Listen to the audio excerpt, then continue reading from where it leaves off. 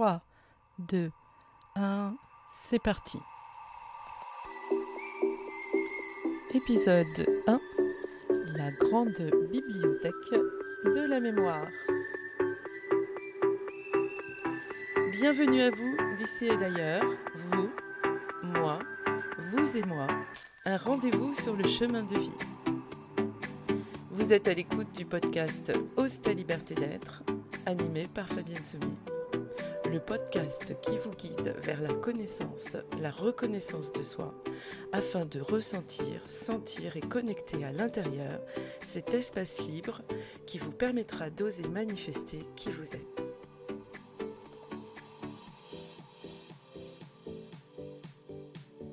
La grande bibliothèque de la mémoire, celle qui conserve toutes nos expériences de vie. Alors j'imagine bien que certains d'entre vous sont déjà dedans et veulent l'explorer. Nous allons démarrer en donnant un nom plus juste, la mémothèque. Et oui, parce que dans cette bibliothèque, dans cette mémothèque, il y a tout un tas d'informations, plus variées les unes que les autres, et quelquefois même insoupçonnables. Mémothèque, voilà un nouveau mot, et facile à retenir.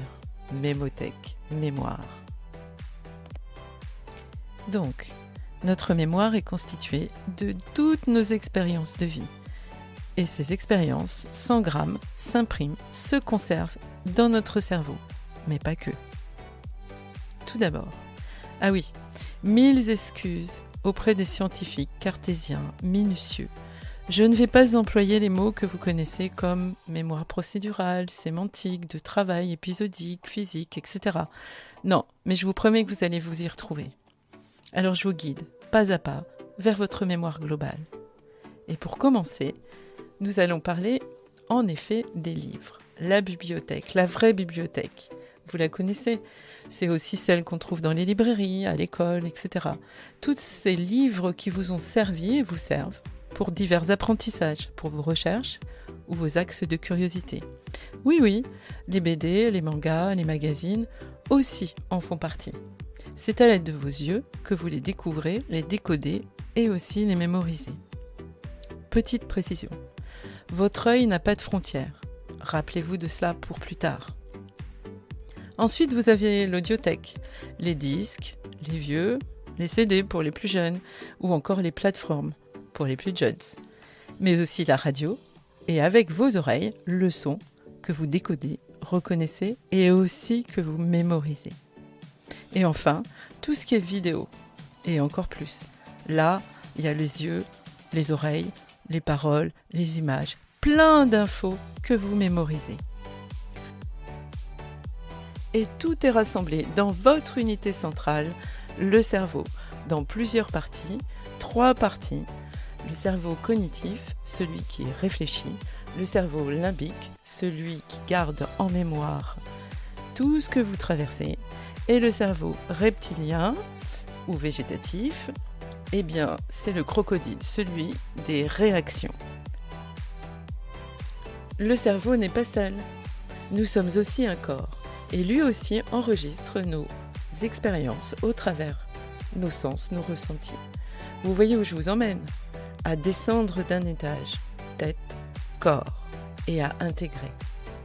Nous voici donc dans la mémoire corporelle. Elle est le siège de tous nos ressentis passés et oubliés. Cette mémoire ne dépend pas de notre volonté.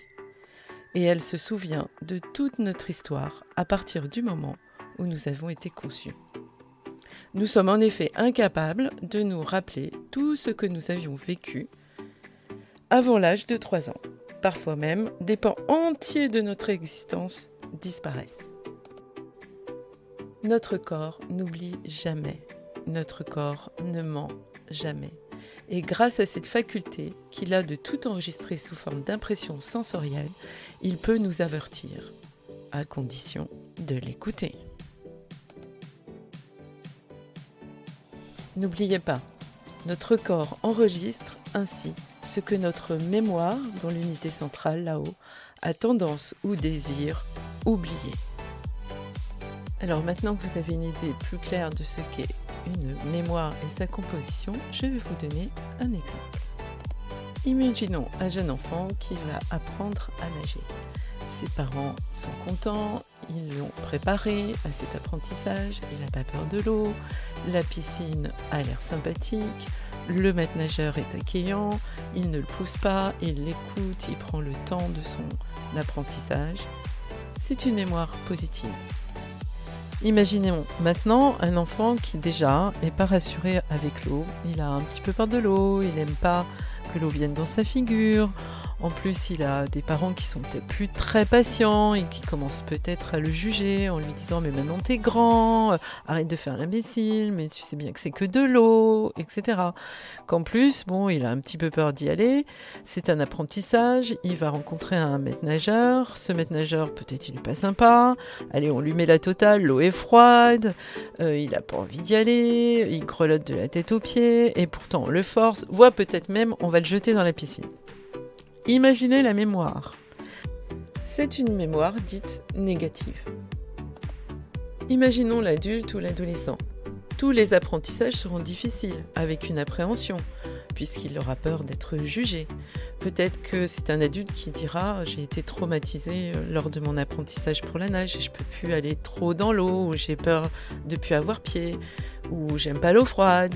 Enfin, vous comprenez que tout ce qui aura constitué la mémoire de démarrage est enregistré, engrammé et se manifestera quand dans sa vie quelque chose va ressembler à cet épisode.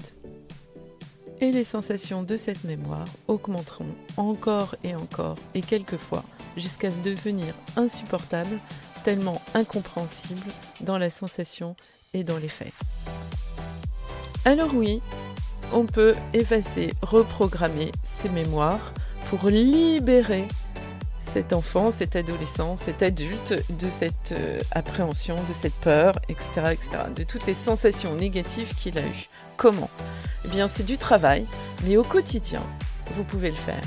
Au quotidien, quand vous ressentez que ce que vous vivez ressemble à, imaginons la piscine, eh bien, l'adulte d'aujourd'hui, il peut imaginer aller prendre par la main cette petite fille, ce petit garçon qui a eu peur, qui ne sait pas, qui se juge, et lui dire « Non, je suis là pour toi et tu peux le faire ».